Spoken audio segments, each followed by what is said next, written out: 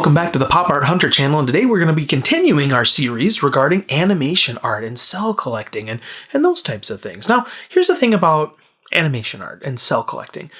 A lot of it depends on what you're going into and why you're going into it. Are you investing in it? Are you just collecting for the hobby? Do you just like the look of the piece? You don't even care if it's authentic, real, damaged, or not. Some of those things you have to determine first, and we have other videos regarding that. But once you've identified that, now you have to think about, where do you buy this art from and how do you get it?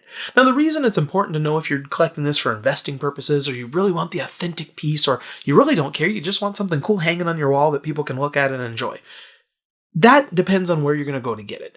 The more investing that you're going to do, the more authenticity that you do, or that you want, really you're going to want to go to a more reputable source. Now, there's a lot of really professional and high prestige auction houses. Those are great.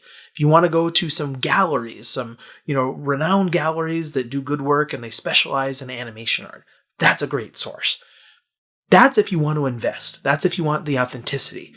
Now, if you don't care about that, those places are going to be a lot more expensive than going through a box at a rummage sale and having to come out with some holy grail of art. Or, knowing somebody that has a production cell and just them making a Xerox copy for you. Or, maybe you collect Sears cells or limited editions, which are really cool, but they're not original production art. And some people want that original stuff. And so if you want some of those types of things and you just want the aesthetic of it, you don't need to go to some of these larger auction houses that are going to be more expensive. I'm not downing them because I go to them all the time, but I want the original stuff.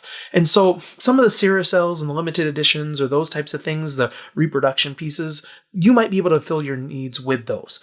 Now, the other thing is you don't want to limit yourself to say, I have to spend a lot of money on this really prestigious website or this auction house or this gallery, because sometimes you can find really cool stuff for a lot cheaper elsewhere because somebody doesn't know what they have or somebody doesn't know about animation collecting, and so they're just selling it at a certain price and you happen to be the first person to get it. So there's going to be a lot of casual auction sites, and these are the websites that you've been to on the internet that offer last minute bidding. They have timed bidding and you can cite people in the end and those types of things. I'm not going to mention names, but you kind of know what these casual auction sites are. They're the auctions where you have somebody that sets a time limit, anybody can free for all bid, and there's a timed end to it. Where most auction houses don't just say, well, you know what, we're going to go ahead and end it at this second. They just keep going and going and going and try to get the bids up. So those are the larger auction houses. So these casual auction sites, sometimes you can find really cool pieces on there.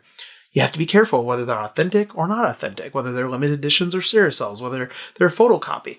You need to make sure that you know what you're getting into. Sometimes you're able to find something really cool. I've seen a lot of pieces on there. I purchased some pieces where I'm like, I don't know if this is legitimate or not. I'm going to take a chance on it because of the price. And I get it and it's junk, or I get it and it's really cool and it was worth every penny. So you take a chance that way. There's sometimes you'll see something. I've seen many pieces where I'm like, is this real? So I start to research it. And by the time I figure out that it's real, like 10 to 15 minutes later, it's gone because somebody knew that it was real and they took it and I should have pulled the trigger on it. Sometimes you're going to do a similar thing where you're just going to go ahead and buy it, hope for the best, and you might luck out, because sometimes when people sell this, they're not seeing it as art. It's like anything in the world. Art is subjective. You look at some piece of art, and if you think it speaks to you and you like it and you like the aesthetic of it, you could pay way more than the next person who's like, that's just a hunk of garbage sitting there. They don't think anything of it. So animation cells are the same thing.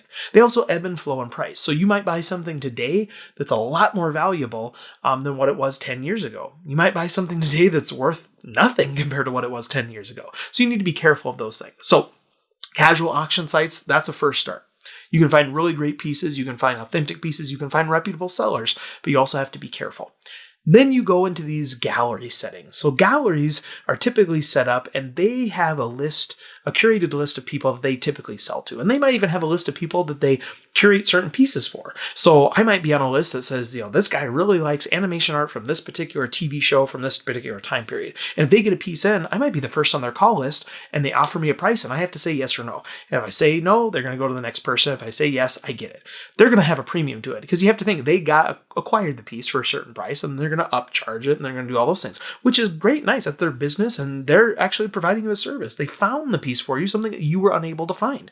And so you're going to pay the premium, but you're going to get something cool that you like. There's some of these galleries that are a little bit lower key. They're maybe not as big, or maybe they're just online only. And as long as they're reputable, sometimes there's individuals that just lucked out and they were the right place, the right time at an auction years ago, and they bought boxes and boxes and boxes of cells. And now they're selling them piecemeal, one at a time or a few at a time, and they're making a lot of money on them because they're upcharging a certain amount. But they're a lot less than what you might find at some of these larger auction houses because they've got so many of them. They can price them at a point that they can move them really quickly and get them out into the market.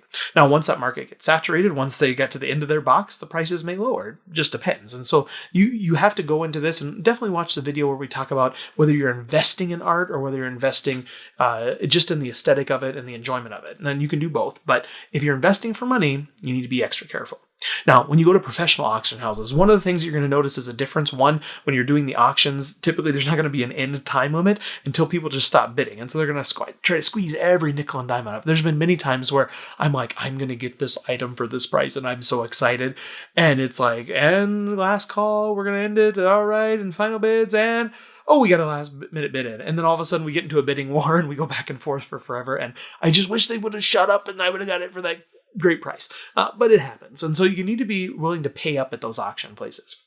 What I like to do with any of these things, whether it's a gallery or an auction house, etc., I like to set up a budget that I'm going to spend. I'm going to say, you know what, I'm spending X amount of dollars. And it's not that I have to be 100% strict with that. Sometimes I fluctuate if I feel the heat of the moment, and but that's what you're trying to avoid with some of these auction houses, where you go in, and you're like, I'm going to spend $100, and then you walk out with $1 million. That's not what you want. But if you're going to spend $100 and you go up to 150, or you say I'm going to spend 500 and you go to 600 or 700, I mean, it just depends on how good the item is and how the spirit moved you, how you felt in the moment. But don't get caught up in it.